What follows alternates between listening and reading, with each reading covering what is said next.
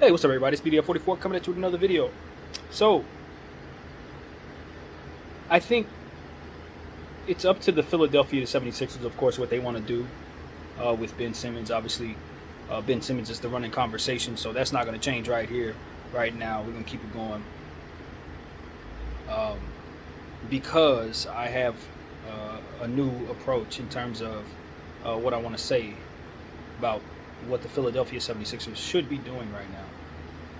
I understand you're going to get into this back and forth in terms of trying to find a good deal for this kid, and you know the intention is to not only effectively move him but also to get something in return. I understand that that's the goal, but I think you got to shift your mentality as it pertains to that, because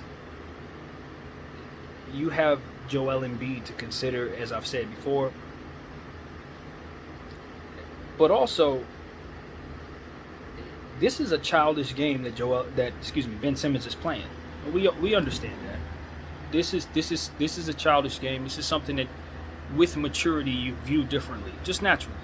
I think most of us who are old enough to know that know that. We've seen people make decisions like this in their young age. Heck, some of us have made decisions like this ourselves. Maybe not with this much money on the line, but sometimes it's just an emotional thing, and it's more so about I'm developing as a person, and now I value my environment, as it pertains to my potential. Like, I need to get out of here so I can reach my potential, and so I understand why it's important he get out of there. It's just about this, though, for the Philadelphia 76ers from their standpoint.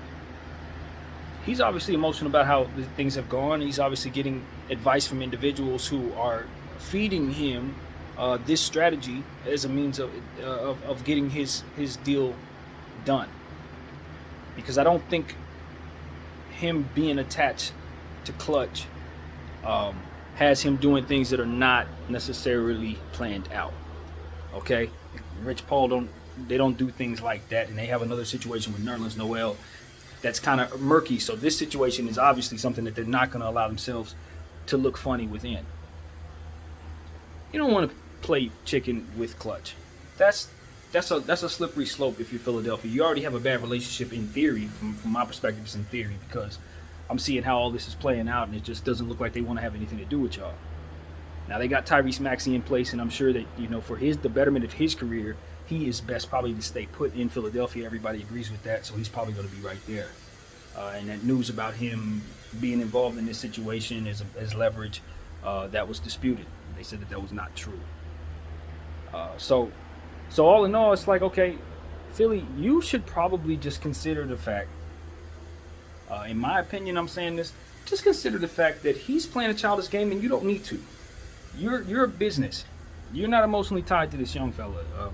His feelings are hurt, and his legacy is being tarnished by the decisions that he's making. But you have a display to consider as well.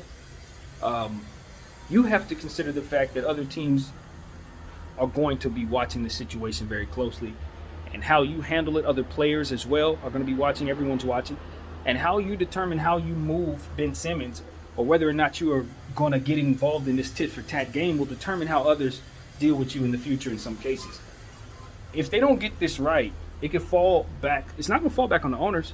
It's going to fall back on the GMs. It's going to fall back on the brass, and they're going to end up getting moved if this return doesn't turn out to be a good one. If it's a failure, you can see Morey being out. You can see Elton Brand getting ousted. Like, this is a very serious situation.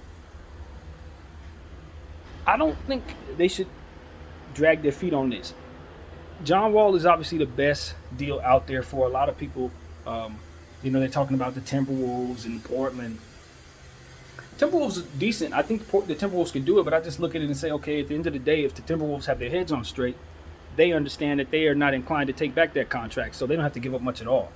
In my mind, they probably offer Malik Beasley maybe a second-round pick, as to which I then weigh that against John Wall with the Houston Rockets, and I probably take John Wall. So that's my theory. That's why I keep pushing the Wall thing. But they could very well move him to Minnesota, and I think Minnesota wants him more. So I'm starting to see scenarios in my mind where they do a 3-team deal, but Houston is involved and he doesn't land in Houston. He lands in Minnesota. And maybe Houston takes back something else, or maybe does it some other way. because I don't know that Houston just is simply inclined to bring in Ben Simmons. I think he can help them, but I don't think they have to bring on his contract to move forward. I think if they can relieve themselves of that contract, that probably benefits them. So I'm starting to think that him landing in Houston may not necessarily be the case, but that he's traded in a trade for John Wall is something that I think is probably the best case scenario for the Philadelphia 76ers to get the most return. And think about it like this in regards to the Philadelphia 76ers. When you're losing Ben Simmons, you're losing your facilitator. Do you have anyone on your team who can replace what it is that he does? Do you have that passer on a team that can continue to give Joel Embiid the looks that he needs? If you don't, and if you're not bringing it back in this trade, your team's going to look different next year, because Ben Simmons does a lot for your defense and, of course, your flow of offense as well. So, they got to get this right, and I think that John Wall provides that facilitating presence and defensive presence, of course. We know John Wall's a defender. So, as I've said many times, that just makes more sense than, say, bringing in a shooter like Malik Beasley or bringing in a guy like C.J. McCollum who shoot first. He's going to put up a lot of points, but he's not making anybody better. He's not playing defense. So that just doesn't – I don't like that more than I like John Wall, even though I weigh that against John Wall's injury history, which is extensive, and his contract, which is not pretty. So maybe if I weigh it against that, I would rather have C.J. McCollum. But Portland is not inclined to take back that contract, especially since we discussed what Portland's going through right now. If they're going to lose C.J. McCollum, they would be wise to try to create flexibility for themselves because of their specific circumstances. They need picks. They can't afford to just take back Ben Simmons. That doesn't make them better, and it doesn't make them any closer to making Ben happier at all. As to which they'll probably have to trade him.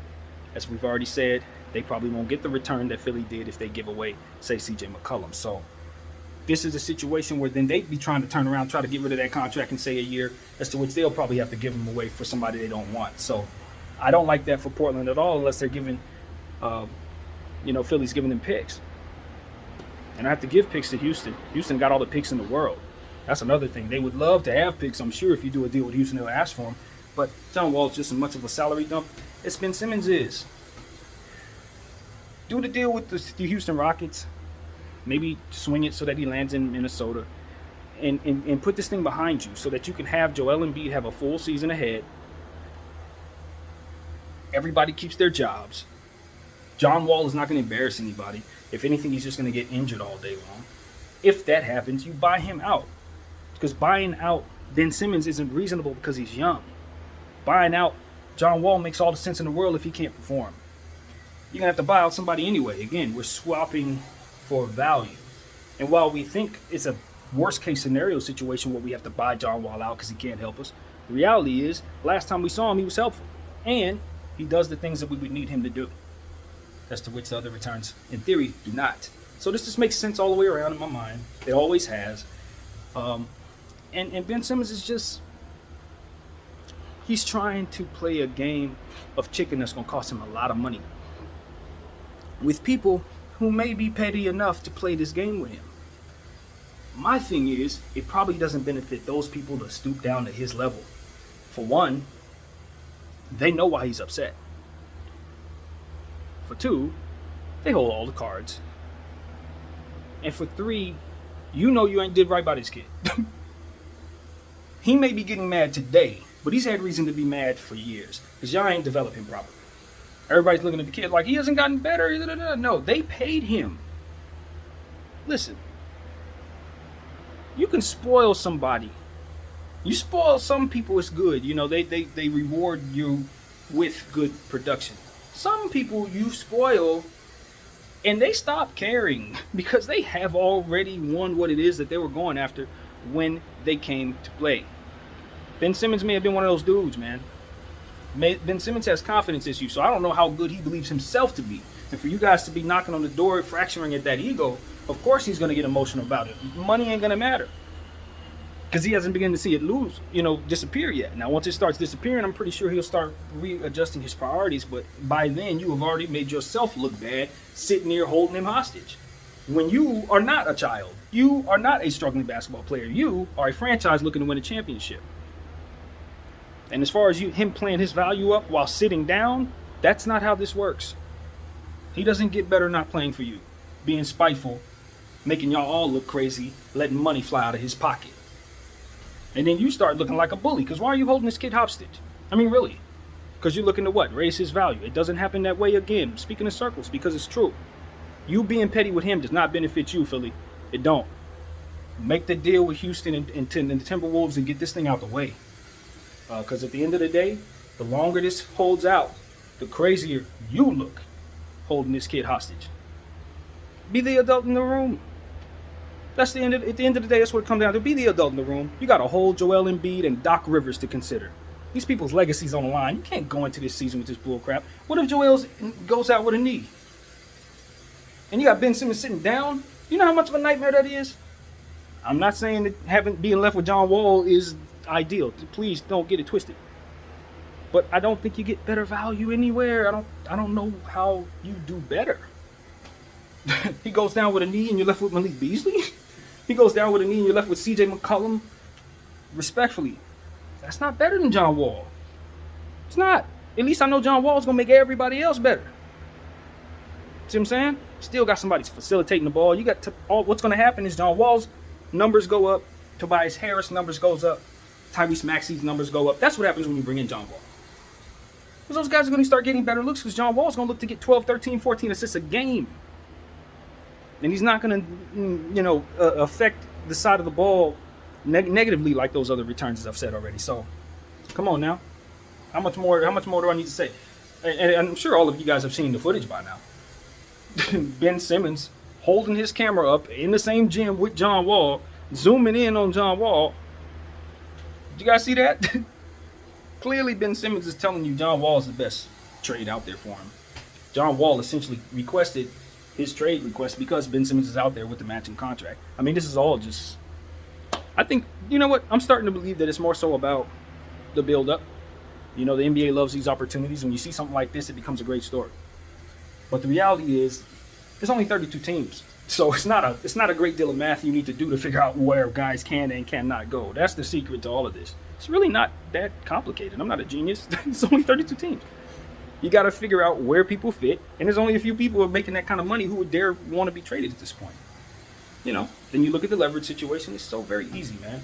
Who do I do a deal with that I don't have to give up any picks? Who do I do a deal with? That is the equation for both teams. Voila.